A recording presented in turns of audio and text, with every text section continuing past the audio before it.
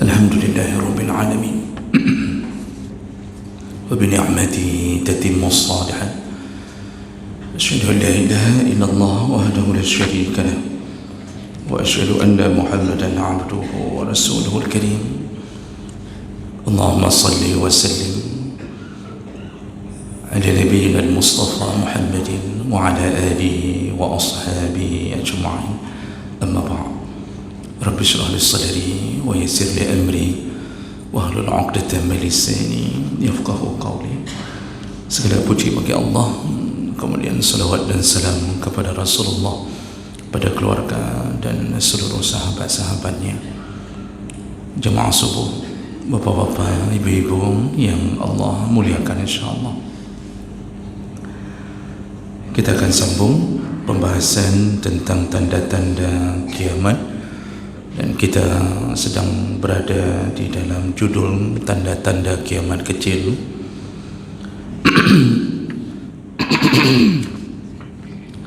Di pertemuan yang lalu kita membahas di antara tanda kiamat kecil adalah munculnya orang-orang yang mengaku sebagai nabi atau nabi palsu, dan mereka, kata Nabi, sebelum kiamat jumlahnya sebanyak 30 orang ya.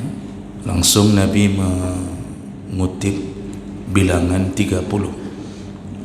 Jadi sebelum berakhirnya zaman akan ada 30 nabi palsu yang semuanya punya pengikut ya, punya kekuatan. Dan yang telah berlalu, sebahagian peneliti mengatakan 7 telah terjadi di masa Nabi dan sahabat. Kemudian sampai hari ini ada 12 orang di dalam anggapan sebahagian para peneliti sudah mendakwakan diri sebagai Nabi dengan banyak pengikutnya. Dan ini akan terus bermunculan sebagai fitnah di akhir zaman dan sebagai tanda kiamat akan segera datang. Kita lanjutkan berikutnya.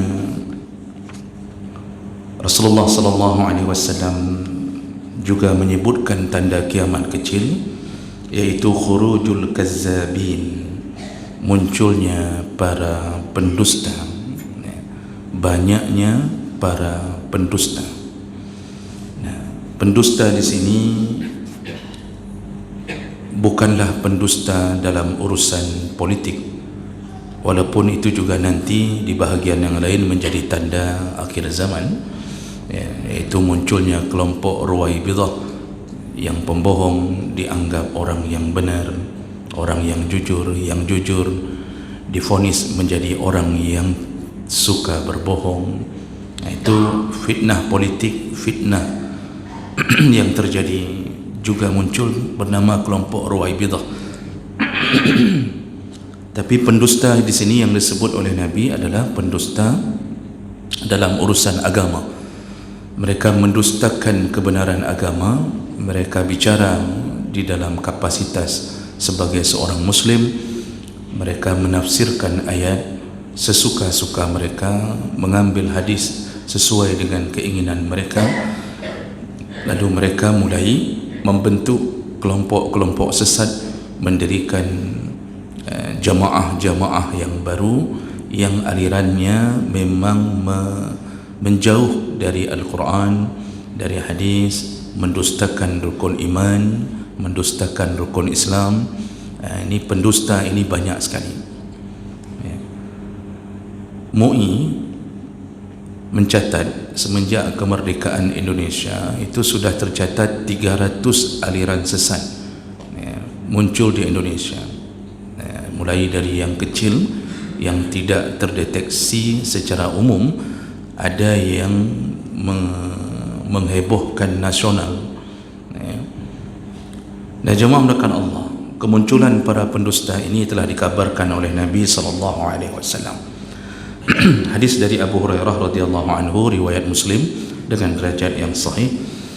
anna Rasulullah sallallahu alaihi wasallam qala, Rasulullah berkata, yakunu fi akhir zaman, akan datang di akhir zaman, dajjalun kazzabun, yaitu orang-orang yang mempunyai sifat dajjal, kazzabun, pendusta. Jadi Nabi menyebutkan dulu pendusta ini mereka punya karakteristik dajjal. Apa karakteristik dajjal? Yaitu menutupi kebenaran. Karena nanti dajjal itu akan datang dan menutupi kebenaran. Sehingga dalam hadis disebutkan dajjal akan menawarkan kepada mukmin, kalau mengakui dirinya sebagai Tuhan, maka dia memasukkannya ke dalam neraka, memasukkannya ke dalam surganya. Surganya ada di dalam genggaman tangan kanannya. Lalu kalau mereka tak mau mengakuinya sebagai Tuhan, maka dia akan memasukkannya ke dalam neraka versinya, dan itu berada di genggaman tangan kirinya, artinya berupa siksa. Nabi mengatakan, kalau engkau ditawarkan itu nanti oleh Dajjal, pilihlah masuk nerakanya, pilihlah masuk ke nerakanya, maka engkau akan merasakan nikmatnya surga. Jadi karakter Dajjal ini, sebelum muncul masternya, sebelum muncul yang terbesarnya, maka muncul dulu orang-orang yang berkarakter Dajjal dengan menutupi kebenaran, dan kebenaran itu adalah Allah Subhanahu wa taala. Artinya syariat Allah diobok-obok, kemudian dia tutupi apa yang disebutkan oleh Allah dalam Al-Quran, ditutupi dengan tafsiran-tafsiran sesuai dengan keinginan dia dan kelompoknya. Ini para pendusta ini muncul. Makanya Nabi mengatakan dajjalun kazzabun, mereka ini para kazzab. Ya'tunakum minal ahadis, mereka akan datang kepadamu dengan membawa berita-berita, bima lam tasma'u antum wala aba'akum, yang tidak pernah engkau dengar, baik engkau mendengar sebelum itu atau engkau tak pernah dengar dari ayah-ayahmu. Maksudnya engkau tak pernah dengar dari orang-orang yang telah beriman sebelummu. Jadi betul-betul mereka membawa berita-berita baru yang kemudian menggoyangkan akidah orang-orang, sehingga mereka terpana dengan berita-berita ini, lalu mereka mengikuti ajaran-ajaran yang sesat ini. Fa iyyakum wa iyyahum la yudillunakum wa la yaftinunakum. Berhati-hatilah dengan mereka, kata Rasulullah, maka sungguh mereka akan membuat engkau tersesat dan mereka akan menyebabkan fitnah pada dirimu. Ini begini kata Rasulullah sallallahu alaihi wasallam. Dan ini ada beberapa hadis yang menyebutkan masalah itu. Lalu kemudian dalam salah satu hadis yang dikeluarkan oleh Abu Ya'la dari Abi Al-Jalas, qal sami'tu Aliyan yaqulu li Abdillah As-Saba. Jadi Ali bin Abi Talib itu pernah mengatakan kepada Abdullah bin Saba, apa kata Ali? Wailak, celakalah engkau, wallahi ma aqda ilayya bi syai'in katamahu ahadan minan nas, walakin sami'tuhu yaqul inna baina yaday sa'ah salasina kazzaban wa innaka la ahadahum. Jadi Ali pernah menegur dan memarahi Abdullah bin Saba. Kata Ali, sungguh celakalah engkau, bahwa engkau membawa berita yang dulu berita itu tidak pernah ditutup-tutupi oleh Nabi SAW dengan kebenarannya. Maksudnya ketika Nabi membawa berita, maka tidak ada yang ditutup-tutupi oleh Nabi karena kebenarannya. Tapi kemudian Abdullah bin Saba melakukan hal yang berbeda. Lalu Ali mengatakan, aku mendengarkan dari Rasulullah bahawa menjelang kiamat akan muncul salasina kazzaban. Di sini Ali menyebutkan, aku mendengar dari Rasulullah nanti sebelum kiamat akan muncul 30 pendusta besar. Kalau hadis sebelumnya yang mengaku Nabi, Di sini 30 pendusta besar. Wa innaka la ahaduhum, dan engkaulah salah satunya, kata Ali kepada Abdullah bin Sabah. Kalau kita mengingat kembali siapa Abdullah bin Sabah? Abdullah bin Sabah, Bapak Ibu yang Allah muliakan, salah satu yang dikenal sebagai pencetus aliran Syiah. Munculnya aliran Syiah ini berawal dari kedustaan Abdullah bin Sabah. Ada yang mengatakan dia sebenarnya keturunan seorang Yahudi yang berpura-pura mengaku Islam, dan kemudian dia mendewakan Ali bin Abi Talib, dan dia mulai membentuk sebuah pemahaman bahawa Ali lah satu-satunya penerus Rasulullah yang paling berhak. Ali lah yang kemudian sebenarnya pengganti Nabi sallallahu alaihi wasallam. Bahkan dalam kalangan Syiah Rafidhah, mereka meyakini bahawa wahyu itu seharusnya turun kepada Ali, bukan kepada Muhammad. Terus dibawa berita ini sampai terbentuklah kelompok besar yang kemudian dijuluki dengan nama Syiah. Mereka ini berawal dari kedustaan Abdullah bin Sabah al-Himyari. Ali sendiri telah menegurnya, memarahinya. Bahkan Ali kemudian dalam sejarah menyuruh untuk membunuh Abdullah bin Sabah, cuma tidak ditemukan. Jadi berkembanglah, maka jangan heran banyak sekali kedustaan-kedustaan yang dibuat oleh kaum Syiah di atas ajaran Rasulullah sallallahu alaihi wasallam. Mulai dari akidah yang bermasalah, mereka menambahi rukun iman dengan al-imamah. Jadi dalam rukun iman itu harus ada imamah. Imamah itu kepemimpinan. Apa maksudnya imamah? Yaitu percaya kepada imam yang 12. Al-imam al-isna ashar, yaitu imam 12. Imam 12 itu siapa? Mulai dari Ali bin Abi Talib, nanti berakhir yang ke-12 Imam Al-Mahdi, yang hari ini kepercayaan Syiah dia sedang bersembunyi dan akan muncul di akhir zaman bersama Nabi Isa. Dan itu adalah keturunan dari Ali bin Abi Talib. Jadi kelompok ini terus menyebarkan berita-berita yang benar-benar tidak sesuai dengan apa yang diajarkan Nabi sallallahu alaihi wasallam.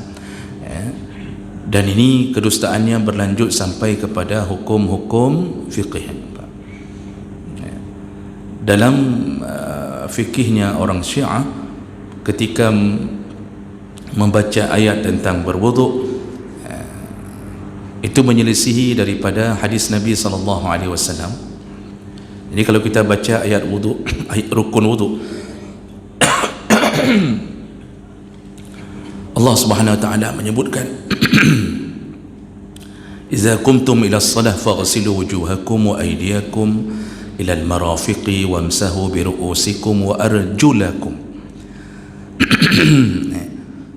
Jadi ketika engkau ingin mendirikan salat, kata Allah, maka famsahu bi ru'usikum, faghsilu wujuhakum, cucilah wajahmu, kemudian sapulah kepalamu, lalu cucilah tangan sampai ke siku, lalu kakimu. Nah, kalimat wa arjula, seluruh ulama sunnah yang ahlu sunnah sepakat membaca wa arjula. Kaki itu dicuci sebagaimana dicucinya muka dan dicucinya tangan. Jadi sama-sama barisnya dengan baris yang fathah. Jadi wujuha wa aidia wa arjula. Begitu bacaan yang disepakati oleh seluruh ulama ahlu sunnah. Jadi kaki itu tidak boleh disapu, tapi dicuci. Jadi tidak boleh air diletakkan di tangan, sapuannya, bekasan air diletakkan di tangan, jadi tangan ini basah lalu disapu kaki, tak boleh, karena melawan hadis Nabi SAW. Kata Rasulullah, mata kaki yang tak terkena air, kata Rasulullah, mata kaki yang tak terkena air, wailul lil aqabi minan nar, celakalah mata kaki yang tak terkena air, dia akan dimasukkan ke dalam neraka. Tentu yang dimaksud bukan mata kakinya saja ke dalam neraka, Bagaimana orang berada mata kaki di dalam neraka, orangnya dalam surga? Itu tak mungkin, Pak. Jadi orang-orangnya dalam neraka. Akibat apa? Tak mencuci mata kaki. Sekarang coba Bapak Ibu cek di YouTube bagaimana mereka kaum Syiah mencuci, membereskan kakinya ketika berwudu. Mereka tak membaca wa arjula, dirubah bacaannya menjadi wa arjuli. Jadi wa arjuli ini paralel dengan kalimat wamsahu biruusi, ya, sama-sama kasrah, biruusi dengan wa arjuli. Kalau ulama-ulama yang lain semua sepakat itu cuci. Maka mereka menafsirkan sebagaimana wajah disapu, maka kaki juga disapu. Ya. Jadi kalau wajah itu bukan, mohon maaf, bagaimana kepala disapu, begitulah kaki disapu. Jadi kalau mencuci wajah itu bawa air, ya, tangan bawa air. Jadi harus ada air yang menetes, itu mencuci. Tapi kalau menyapu, kita cukup mencelupkan tangan, bekasan di tangan. Makanya ketika kita menyapu kepala, ya, itu bukan air yang kita siram ke kepala, tapi bekasan air di tangan yang disuruh sapu kepala. Lalu dimaknakan wa arjuli, yaitu menyapu seperti menyapu kepala. Maka apa yang terjadi? Orang Syiah hari ini berwuduk tidak mencuci kakinya, tapi mereka memasukkan tangan ke dalam bejana atau ember atau kulah, ya, kemudian mereka menyapu dari ujung jari kaki sampai ke atas mata kaki, dan mata kakinya tak disapu. Padahal Nabi dalam hadis yang sahih mengatakan nerakalah orang yang tak kena air di mata kakinya ketika berwudu. Jadi kedustaan ini banyak. Mereka, saya pernah dengar langsung ketika umrah, ada sekelompok Syiah berhenti di depan Masjidil Haram. Ketika orang lain bertalbiyah labbaik Allahumma labbaik, mereka bertalbiyah labbaik ya Husain, labbaik ya Husain. Jadi banyak sekali yang kita mungkin tak punya cukup waktu untuk membeberkan satu persatu kedustaan, dan diawali dengan Abdullah bin Sabah al-Himyari. Hari ini orang-orang Syiah mengatakan bahawa ini Abdullah bin Sabah ini tokoh rekayasa. Jadi mereka ingin menghilangkan dalam sejarah, ini tidak ada yang namanya Abdullah bin Sabah. Padahal dalam kitab tarikh Imam At-Tabari, kemudian di dalam banyak kitab sejarah menyebutkan tentang kedustaan yang dibawa oleh Abdullah bin Sabah. Begitulah kedustaan yang terjadi dari masa sahabat, dan hari ini terus berlanjut munculnya para pendusta. Dari tahun 1960-an Indonesia telah digoyang dengan berbagai aliran sesat sebab kedustaan mereka. Kalau Bapak mengingat kembali, itu tahun 60 sampai 70-an, itu ada seseorang yang lahir di kota Bakti Pidi, tapi besarnya di Jawa Barat, di Sukabumi, bernama Isa Bugis. Kalau Bapak yang berumur sekarang 70-an, 60-an mungkin mengingatnya. Heboh di tahun 60-an seorang bernama Isa Bugis, itu lahir di Aceh, Pak. Saya kurang tahu pasti apakah orang tuanya orang Aceh, tapi dalam profilnya dicatat dia lahir di kota Bakti Pidi, tapi berkembang alirannya itu di Sukabumi, Jawa Barat. Dia berdusta, dia terus mengatakan Al-Quran itu banyak tafsiran yang disalah tafsirkan oleh para penafsir, disuruh bakarnya semua tafsir-tafsir yang lain. Dia mengatakan surat Al-Fil, surat Al-Fil ketika gajah yang datang ke Kaabah menghancurkan Kaabah, itu bukan gajah yang sebenarnya. Tidak mungkin gajah hidup di Arab. Dia mengatakan itu, tidak mungkin gajah hidup di Arab, karena Arab itu tandus. Tak mungkin ada makanan yang bisa membuat gajah hidup. Lalu apa makna sebenarnya? Ini kata Isa Bugis ini, bahkan ada rekamannya di YouTube, masih ada salah satu dua video yang sempat direkam di masa itu. Dia mengatakan itu yang dimaksud adalah tank, itu artileri yang datang pasukan militer dari Yaman, karena yang menyerang Abraha dari Yaman, itu tank yang datang. Al-Fil itu bukan gajah. Jadi dia sudah mulai melarikan keadaan seakan-akan itu bukanlah seperti tafsiran para ulama. Dan banyak lagi hal-hal lain yang dia lakukan, dan dia mendustakan rukun iman, mendustakan rukun Islam. Nah, kemudian ajaran dia itu kemudian diadopsi oleh Az-Zaitun, ya, NII KW9 yang heboh di tahun yang lalu, yang di bawah pimpinan Panji Gumilang. Ini adopsinya dari mana, Pak? Dari ajaran Isa Bugis. Maka coba lihat suka-suka dia, ya, kalau azan itu dengan suara lantang, kemudian harus memberi kode-kode tertentu, kalau Allahu Akbar harus begini, ya. Lalu dia campurkan saf laki-laki dan perempuan, lalu macam model dia lakukan. Itu ajaran itu berawal dari Isa Bugis, dan ini saya baca dalam banyak artikel, Pak, dan itu bersambung, dia terinspirasi dari Isa Bugis. Sayangnya hari ini, ya, Az-Zaitun itu masyarakat cuma yang memvonis sesat, pemerintah tak berani memvonis sesat, entah karena ada pembesar di dalamnya yang ikut bersama mereka, wallahu alam. Sampai hari ini mereka belum dibereskan secara undang-undang yang ada. Tapi kalau kelompok lain begitu mudah. Tapi kalau ada campur tangan pemerintah di dalamnya maka suatu ajaran-ajaran para pendusta ini itu tidak disesatkan, ya. Lalu kemudian yang paling heboh di Indonesia para pendusta, di antaranya muncullah ajaran-ajaran, ya, dari Lia Eden, ya, yang punya agama dia buat dengan nama Salamullah. Ini berada di Jakarta, ya, dan punya rumah besar dijadikan sebagai basis tempat tinggalnya, dan dia mengaku mendapatkan wahyu dari Jibril, ya, berupa cahaya yang datang di malam hari, lalu cahaya itu berada di atas tangannya, dan akhirnya dia menceraikan suaminya. Dia gugat cerai suaminya dengan kalimat, aku tak perlu suami karena aku sudah mendapatkan suami baru, yaitu Jibril. Lalu dia mengakui dia sebagai bunda, titisan Bunda Maria, anaknya adalah Imam Al-Mahdi. Dia berkata bahawa dia diutus oleh Allah untuk menyatukan semua agama. Ada 100 orang pengikutnya, dan pengikutnya itu semua berasal dari berbagai agama. Jadi dia menyatukan antara Islam, Kristen, kemudian Hindu, Buddha, disatukan semua. Baru meninggal 2 tahun yang lalu, Pak. Baru meninggal 2 tahun yang lalu, dan dia memplontoskan kepalanya. Jadi ada ritual untuk mensucikan diri itu dengan mencukur semua bulu-bulu, mulai dari kepala sampai ke ujung kaki. Lalu mereka akan melangkahi api untuk membuat, ya, semua dosa mereka ikut terbakar. Jadi ada ritual itu, dan saya ikuti ini dengan bacaan, dengan video-video yang mereka sebarkan.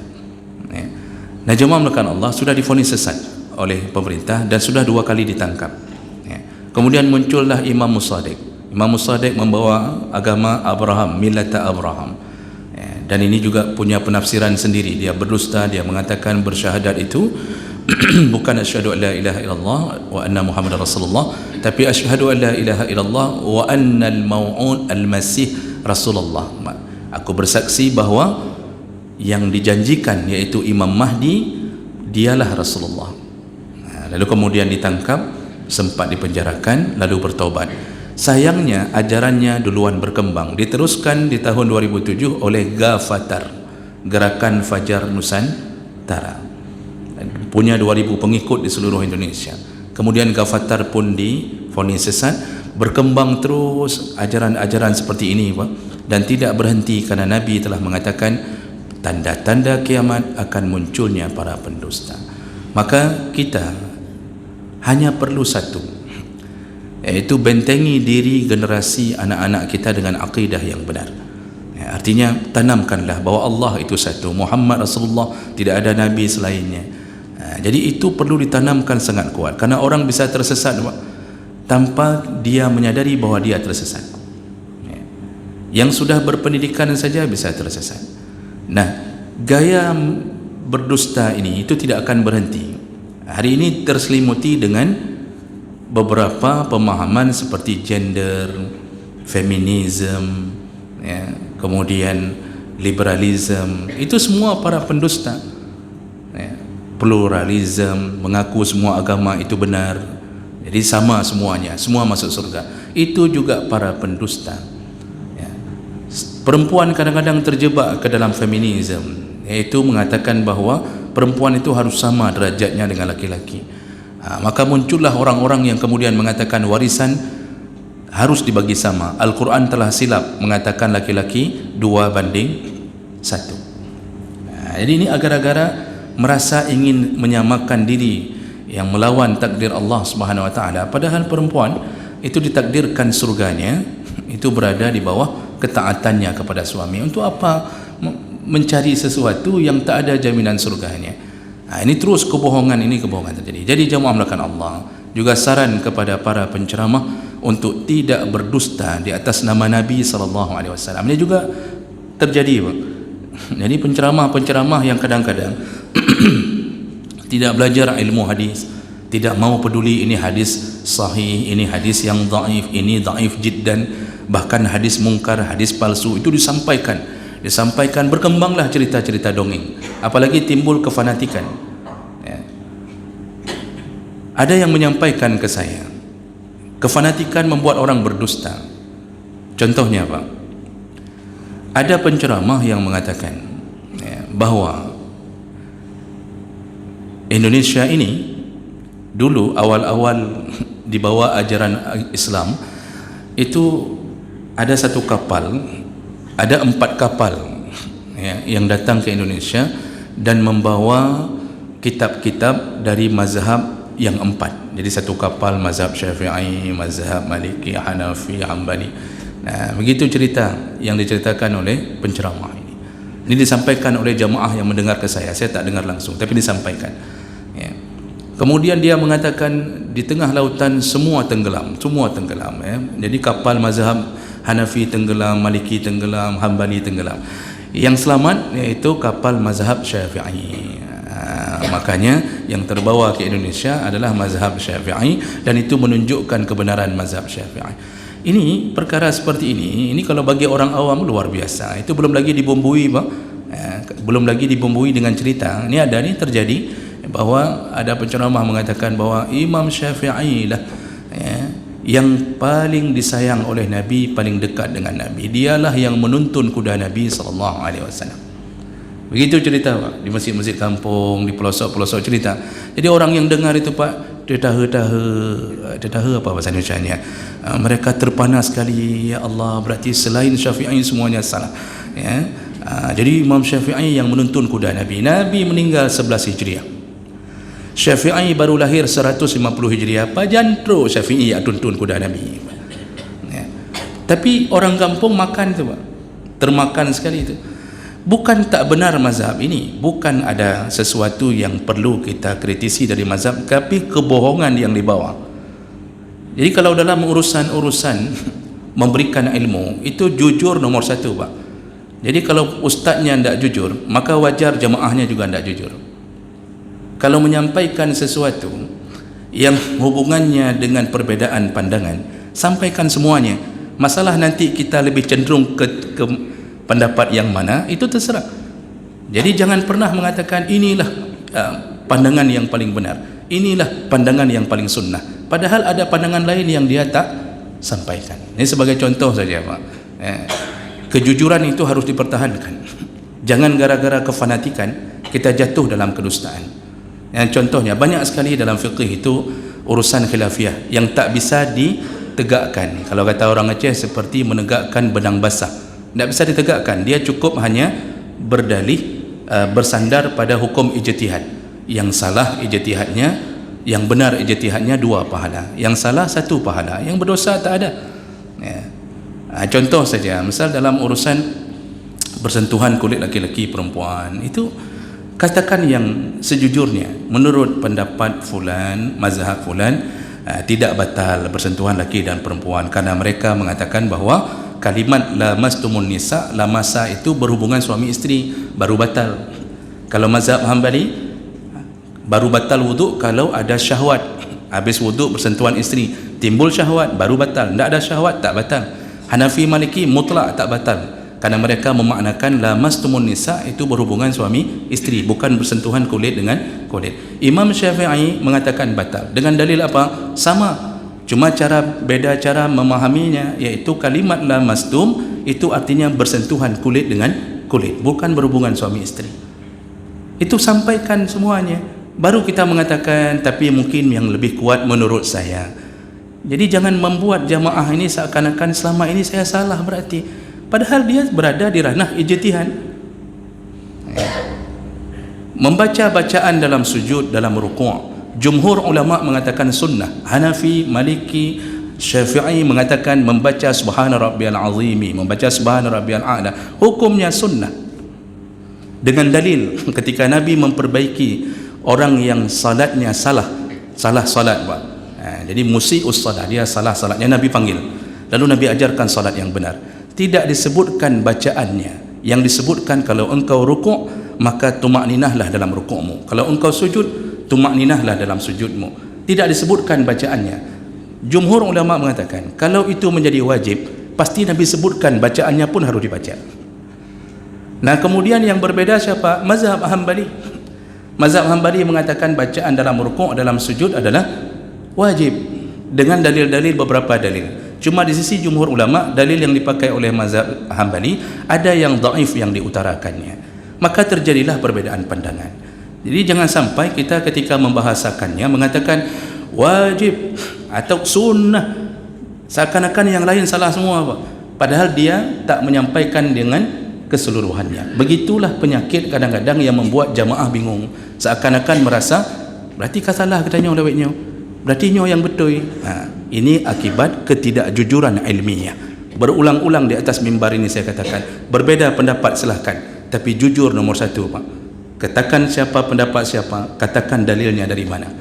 Kemudian bersikaplah sebagai seorang pemersatu umat, bukan penghancur persatuan umat. Jangan provokasi. Cukup sampaikan bahawa silahkan Bapak Ibu, selama ada dalil bekerjalah sesuai itu, silahkan.